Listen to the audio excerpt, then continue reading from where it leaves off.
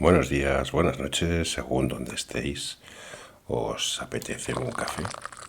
Porque aquí ya está a punto.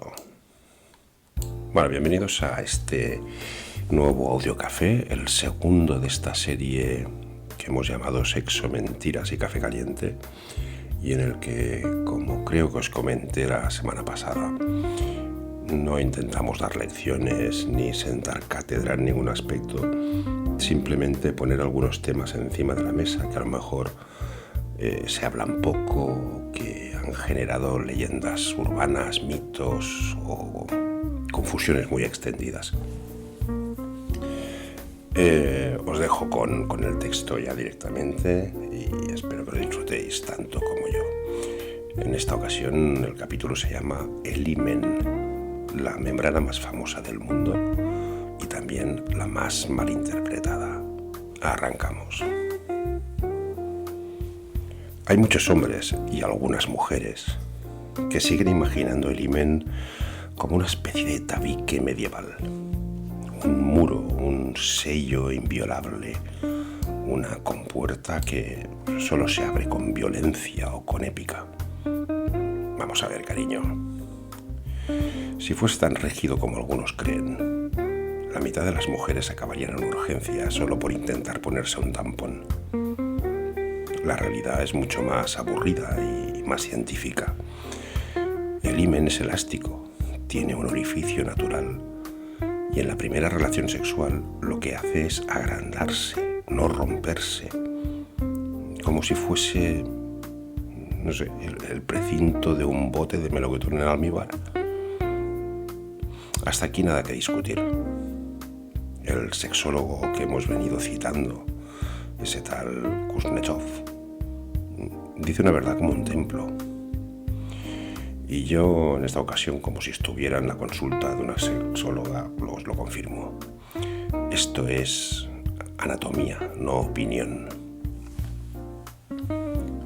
Pero lo que sí podemos discutir, y disfrutaremos discutiendo, es la carga cultural que esta humilde membrana ha tenido durante siglos.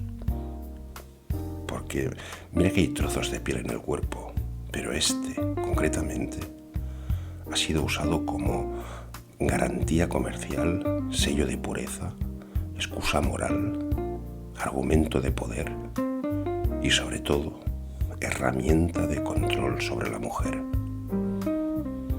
Y aquí, sorpresa, sorpresa, aparece siempre la misma invitada, a quien nadie llamó, pero que se cuela igual: la Iglesia Católica, la gran opinóloga profesional de lo que pasa entre las piernas ajenas. Desde tiempos casi prehistóricos, cuando los matrimonios eran acuerdos económicos y territoriales, el himen se convirtió en una especie de IVA cultural.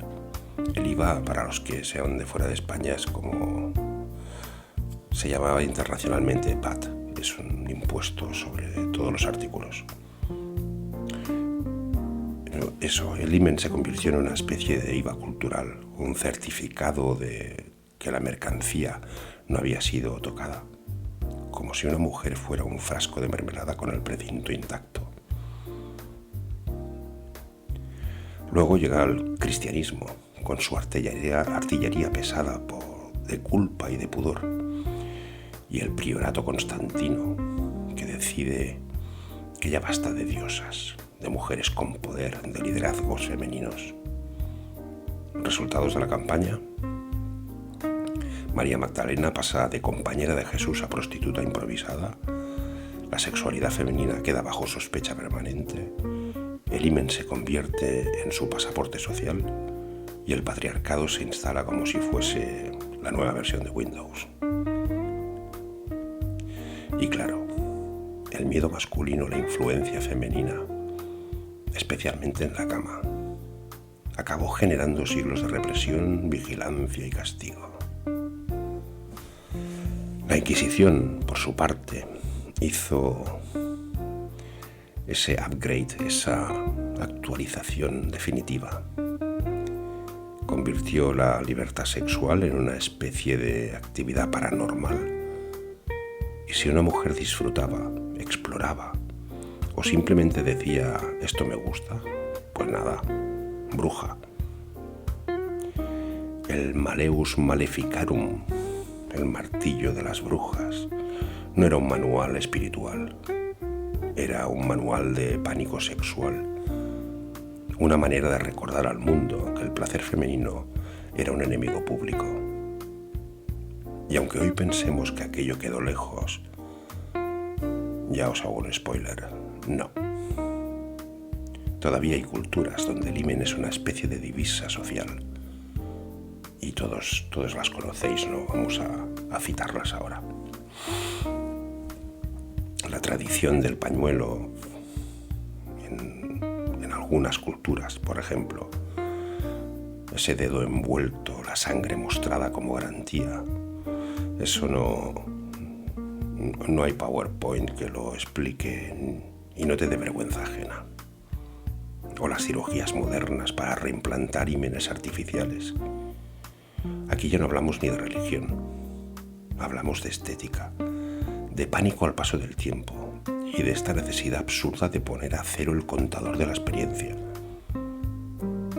Y mientras unas se reimplantan una membrana, otras niñas en el mundo sufren mutilaciones sexuales en nombre de la pureza. Una palabra que, según quien la pronuncie, da más miedo que cualquier bruja medieval. Yo, por mi parte, crecí escuchando que el himen se podía romper, con gimnasia, con danza, con deporte.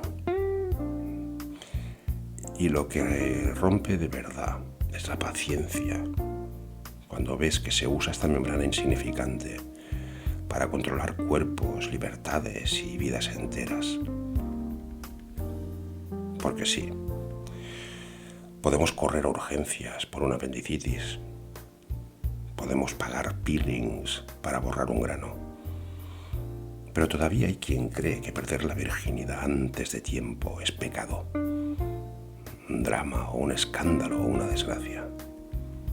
Modernos de fachada, medievales de cintura para abajo.